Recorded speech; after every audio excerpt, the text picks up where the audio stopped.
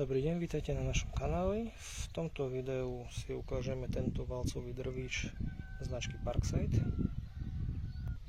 typového označenia PVH 2800 C3.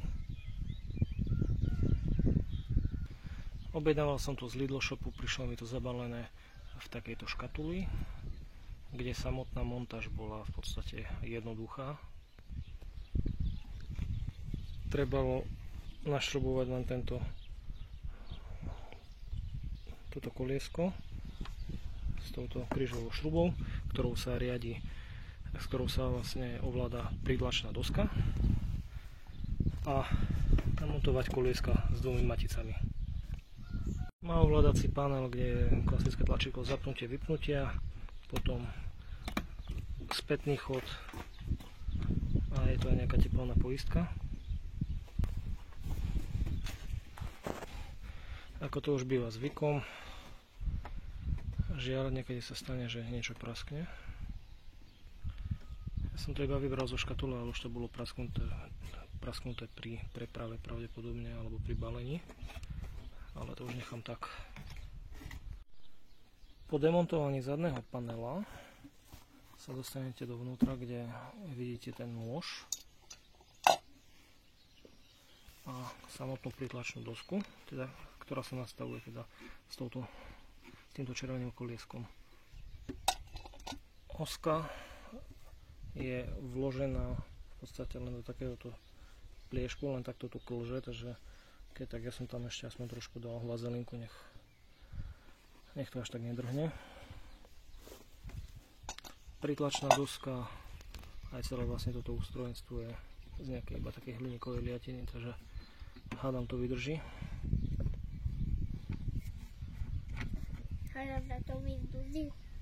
Áno, hádam, že to vydrží.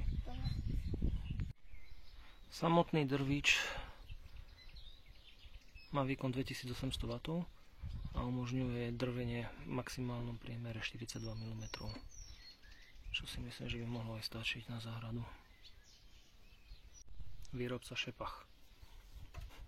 Myslím si, že väčšina týchto drvíčov je na jedno kopyto. Všetko vyrobené v Číne, len iný plast, iná farba.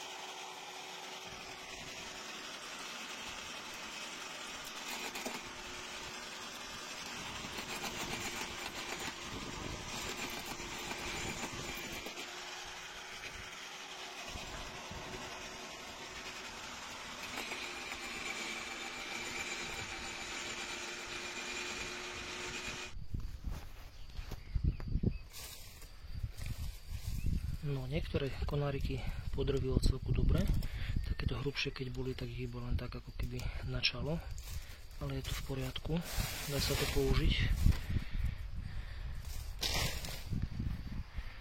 Ale s tou pritlačnou doskou, keď boli takéto tenké konáriky a nemal som to dobre naštelované na začiatok, tak vidíte, že to prešlo takto skrz.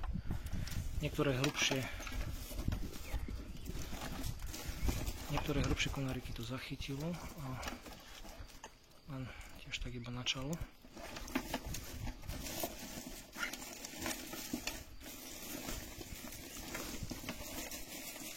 Ale keď sa s tým pohráte, s tou pritlačnou doskou, tak sa to dá nastaviť, aby to pekne drvilo.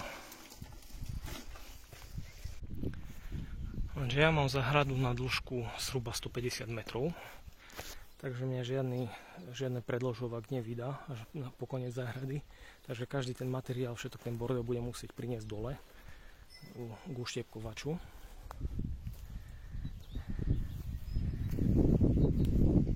Avšak v mojom prípade ja budem mať aspoň k dispozícii dostatok tej drevnej hmoty v podstate na drvenie.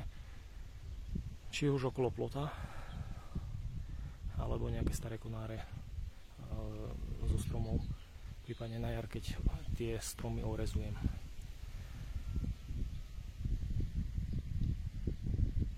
Takže vzhľadom k tomu, že ja mám dostatok tej drevnej hmoty, tak tá ekonomická návratnosť v mojom prípade bude určite skôr, než u niekoho, kto má možno jeden alebo dva malé stromčeky. Ja ich mám na záhrade možno 150-200 kusov. Takže ja toho odpadu mám dostatok. Akurát už len je ten logistický problém, ako hovorím, dlhá záhrada a proste behať po záhrade hore-dole, že by som nosil 1-2 konáriky, to bude veľmi problematické. Toto je moja prvá skúsenosť s takýmto valcovým drvičom. Mal som predtým, nie ja, ale mal som k dispozícii požičaný ten klasický nožový drvič, kde máte na tanieriku nože a vám to tak naštiepe. Osobne si myslím, že tieto valcové drviče sú lepšie než tie nožové. No, už len jedná sa o cenu a kvalitu vyhotovenia. Ja som mal vyhľadnutú aj Makitu, ale tam už je samozrejme tá cena podstatne vyššia, tam už je to nejak okolo 400 eur. A to už je, si myslím, že je trošku nad môj budget, pretože to už potom by som mohol zobrať nejaký benzínový drvič, respektíve štiepkovač. Ale vzhľadom k tomu, že kupóny a zľava na Lidl shope spravili z tohto drviča v celku slušný, spravili z toho slušnú možnosť. Takže na skúšku som to zobral a uvidíme. Dúfam, že to vydrží aspoň pár rokov. A zatiaľ z toho mám ako dobrý pocit. A uvidíme. Dúfam, že vás video zaujalo. Budem vám vďačný za odber a za like. Prípadne mi napíšte niečo do komentárov, čo si vymyslíte o takýchto drvíčoch. Či sa to vôbec oplatí po ekonomickej stránke. Alebo len po tej estetickej stránke. Pretože v dnešnej dobe sa už nedá tak páliť na záhrade bordel.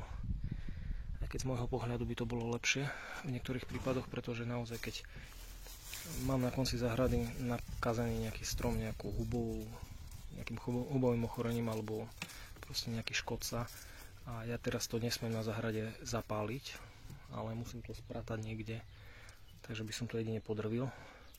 A teraz tento nakazené drevo budem znášať po záhrade a potenciálne tú chorobu alebo škodcu roznesiem a potom to podrvím a aj tak to hodím do kotla.